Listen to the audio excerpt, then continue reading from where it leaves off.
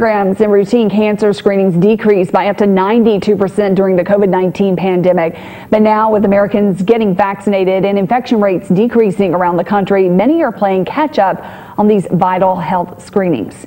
Joining us now to discuss the importance of cancer screenings and new technology that can help women get a more accurate mammogram is Dr. Randy Hicks. Dr. Hicks, thanks for joining us. Well, thanks for having me, Sally. I appreciate it. First, explain more about how the pandemic has impacted cancer screenings. Well, as you stated, I mean, during the height of the pandemic, it was a disaster and we had a lot of issues going on. I'm in Michigan, so in Michigan, we had a really hard hit with the pandemic, and I have 9 imaging centers in the Lower Peninsula. We shut all those down to screening for over 9.5 weeks. So those women did not get screened, either postponed or just didn't do it at all, and skipped their mammogram. That's a problem. Well, now they're getting back to it, so that's good, but now we've got another problem, and that's, you know, too many people coming and too many people wanting to get their mammogram right now. I know some clinicians are using artificial intelligence to manage a surge of those women who need to be screened this year. Tell us how they're able to use that. Yeah, so Sally, here at Regional Medical Imaging, we're using an artificial intelligence product called Profound AI.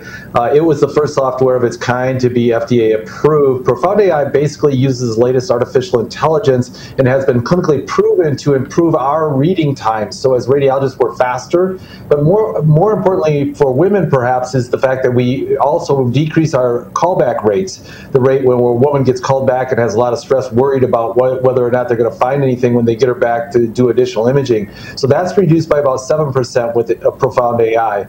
Profound AI is an algorithm that's actually been trained to analyze all the images in a tomosynthesis stack. So those 3-dimensional mammograms that you're getting have 200, 300, 400 images in them per woman. And so it analyzes all that data, and then it gives us a report on that data as we're interpreting the mammograms as humans, as radiologists, and actually helps us to find complex cases, find cancers that are very small, and to determine whether or not we need to act on those. So Profound AI has had a huge impact for us at Regional Medical Imaging, and has really helped to kind of pay for itself by improving our efficiency and increasing our speed and capabilities of finding cancers. And it sounds like it could be more accurate as well. Yeah, so the accuracy is really around this fact of finding cancer. So 8% improvement in accuracy. So you got 8% improvement in accuracy, 7% reduction in callbacks, and 50% increase in speed. So those are all great things, and it's doing great work. A lot of women put off getting mammograms. They say they're not having any issues, but why is it more important than ever for women to get screened for breast cancer this year?